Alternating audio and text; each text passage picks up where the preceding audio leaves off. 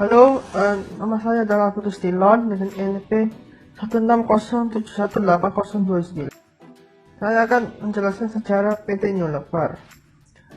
Unilever merupakan sebuah perusahaan multinasional gabungan antara Belanda dan Inggris yang menjadi produsen barang rumah tangga terbesar ketiga di dunia, mulai dari makanan, ke besi, hingga perawatan tubuh. Unilever juga dikenal sebagai salah satu perusahaan paling tua di dunia yang masih berproses hingga saat ini. Unilever secara signifikan berdiversifikasi ke berbagai bidang bisnis di beberapa negara dan salah satunya Indonesia. Nama saya Bella Kalista, NRP 160718047, nomor absen 31. Saya akan menjelaskan tentang sistem informasi manajemen PT Unilever. Yang pertama adalah CSR atau Corporate Social Responsibility. CSR digunakan sebagai bentuk tanggung jawab Unilever terhadap lingkungan sekitarnya. Kegiatan tersebut dapat dilakukan dalam berbagai bentuk, misalnya perbaikan lingkungan sekitar, yaitu dengan mengubah kemasan produk menjadi lebih ramah lingkungan, menerapkan recycle produk di perusahaan, program edukasi di sekolah-sekolah, lalu ada juga training dan seminar untuk para remaja. Yang kedua ada IMC atau Integrated Marketing Communication. IMC digunakan untuk mengatur pemasaran agar tetap mampu bertahan dan bersaing. Yang ketiga ada CRM atau Customer Relationship Management. CRM merupakan salah satu jenis manajemen yang berperan menangani hubungan antar perusahaan dan pelanggannya dengan tujuan meningkatkan pertumbuhan jangka panjang dan profitabilitas perusahaan. Unilever mengimplementasikan CRM dengan Real Dialog. Sistem ini akan mencatat permintaan dan komentar konsumen, sehingga perusahaan dapat mengukur kepuasan konsumen terhadap produk mereka. Saya Devita Saraswati, nomor urut 2, NRP 160717028, akan menjelaskan bagian sistem informasi manajemen keuangan. Di dalam manajemen keuangan ada 4 bagian. Yang pertama, perencanaan dasar adalah rencana untuk mendapatkan dan menggunakan uang yang dibutuhkan untuk mengimplementasikan tujuan organisasi atau perusahaan. Yang kedua, ada sumber-sumber pembiayaan jangka pendek. Adalah pendanaan yang harus dibayar atau dilunasi dalam waktu yang cepat sesuai kebijakan perusahaan. Contohnya yaitu menjaminkan piutang. Yang ketiga, ada sumber-sumber pembiayaan jangka panjang. Merupakan pendanaan yang dapat dibayar dalam jangka waktu yang cukup lama. Contohnya, kredit, investasi, obligasi, dan lain-lain.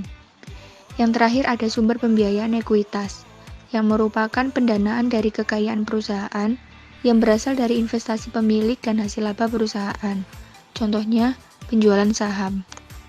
Lalu bagaimana cara kerja sistem keuangan di Unilever?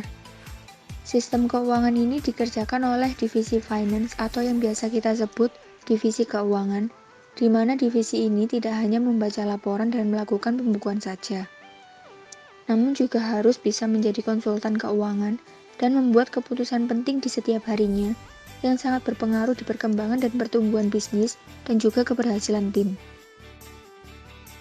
Saya Luvin Secanti Fahira dengan NRP 160718901 dengan nomor absen 41.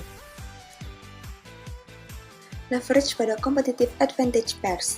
Berdasarkan penilaian investor besar, Unilever tidak hanya mampu menstabilkan ROI atau Ratio on Investment, namun juga bisa meningkatkan profitability-nya lebih tinggi dengan mengeksploitasi leverage atau hutang, di mana financial leverage Unilever sama dengan aset atau ekuitasnya. Rasio financial leverage-nya sangat tinggi. Beberapa tahun terakhir nilainya di atas 3, yang artinya sebagian besar asetnya dibiayai oleh hutang. Selanjutnya ada laporan neraca per tahun. Di sini, PT Unilever Tbk mencatat laporan jurnalnya per 3 bulan, dimulai pada tahun 2019 bulan ke-6, bulan ke-9, dan bulan ke-12. Dilanjutkan pada tahun 2020 di semester pertama, yaitu pada bulan Maret kemarin. Yang pertama ditampilkan adalah total aset lancarnya, termasuk dari kas dan investasi jangka pendek, total piutang bersih, total persediaan, beban dibayar di muka, dan aset lancar lainnya. Dilanjutkan dengan total aset, yang terdiri dari aset tetap total bersihnya, kepemilikan secara bersih, tetap secara bersih, investasi jangka panjang, piutang besar jangka panjang, aset jangka panjang lainnya, dan aset lainnya secara total. Selanjutnya yaitu ada total kewajiban lancar yang terdiri dari utang yang harus dibayar, beban yang harus dibayar, utang besar atau utang jangka pendek, porsi lancar dari utang jangka panjang atau sewa modal, dan kewajiban lancar lainnya secara total. Selanjutnya ada total kewajiban. Total kewajiban terdiri dari total utang jangka panjang, pajak penghasilan yang ditangguh, saham minoritas, dan kewajiban lainnya secara total. Selanjutnya ada total ekuitas. Total ekuitas terdiri dari saham preferen yang dapat ditebus secara total, saham preferen yang tidak dapat ditebus secara bersih, saham biasa total, tambahan modal yang disetor, laba ditahan atau akumulasi defisit, saham perbendaharaan yang secara biasa, jaminan utang ESOP, laba atau rugi yang belum terrealisasi, dan ekuitas lainnya secara total. Dilanjutkan dengan total kewajiban dan ekuitas pemegang saham, total saham biasa yang beredar, dan total saham preferen beredar. Nama saya Evan Nathaniel dengan NRP 160718008 dan nomor urut 6. Saya akan menjelaskan strategi dan proses bisnis PT Unilever. Pada tanggal 5 Desember 1933, Unilever didirikan dan tumbuh menjadi salah satu perusahaan terdepan dalam produk home, personal care, dan food and ice cream di Indonesia. Pada tanggal 22 November 2000, PT Unilever membuat perjanjian dengan PT Anugrah Indah Pelangi. Pada tanggal 3 Juli 2002, PT Unilever membuat perjanjian dengan Techem Resource Berhad. Pada 7 November 2003, Techem Resource Berhad mengadakan perjanjian jual beli saham dengan Teknopia Singapura Pte Ltd. Pada tanggal 8 Desember 2003, PT Teknopia Lever dapat persetujuan dari pemegang saham terbesarnya untuk mengakui PT KI dari PT Unilever OHL. Pada 21 Januari 2004, penandatanganan perjanjian jual beli saham antara PT Teknopia Lever dan PT Unilever OHL. Pada tanggal 30 Juli 2004, penggabungan PT Teknopia Lever dan PT KI dengan metode pengelompokan saham.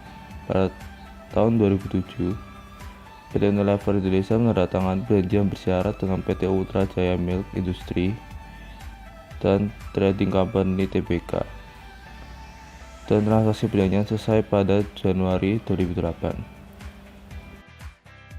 Kini PT Unilever memiliki 6 pabrik di kawasan industri Jabeka, Cikarang, Bekasi, dan 2 pabrik di kawasan Rungkut Industri Surabaya, Jawa Timur, dengan kantor pusat di Jakarta.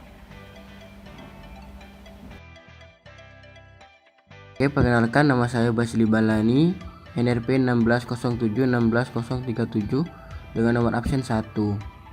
Saya akan menjelaskan user interface Unilever yang kita buat. Kita membuat dari 2 sisi, yaitu dari sisi customer dan sisi admin. Yang pertama yaitu dari sisi customer. Customer diharuskan login terlebih dahulu dengan memasukkan email dan password. Selanjutnya yaitu pada menu home terdapat promo-promo produk pada tiap harinya, di mana pada tiap harinya promo dari produk-produk tersebut berbeda-beda. Oke, selanjutnya yaitu menu pembelian online. Di sini kita mengkategorikan tiap produk-produk sesuai dengan kelompoknya. Kita di sini mengkategorikan yaitu ada 3, ada food and drink, home care, dan personal care. Dengan begitu mempermudah customer dalam memilih produk yang diinginkan. Selanjutnya yaitu menu riwayat transaksi. Di sini terdapat informasi-informasi mengenai transaksi yang dilakukan oleh customer tersebut. Selanjutnya yaitu menu about. Pada menu about tersebut terdapat 4 informasi mengenai perusahaan Unilever. Yang pertama yaitu sejarah. menjelaskan bagaimana hadirnya Unilever di Indonesia. Yang kedua yaitu visi misi, menjelaskan visi misi dari perusahaan Unilever tersebut. Selanjutnya yaitu strategi, menjelaskan strategi dari perusahaan Unilever, fokus dan model bisnisnya. Selanjutnya yaitu kontak perusahaan, di mana terdapat informasi alamat serta nomor telepon, alamat website, Twitter dan Facebook. Oke, selanjutnya dari sisi admin. Admin di sini diharuskan login juga seperti customer dengan memasukkan email dan password terlebih dahulu. Setelah login, terdapat dua menu, yaitu menu pertama informasi-informasi produk yang telah terjual kepada customer, di mana terdapat informasi tanggal terjual, terus customer yang membeli, produk yang terjual dan jumlahnya. Menu selanjutnya yaitu produk yang terlaris, di mana terdapat informasi produk-produk yang telah terjual dan jumlah produk yang terjual.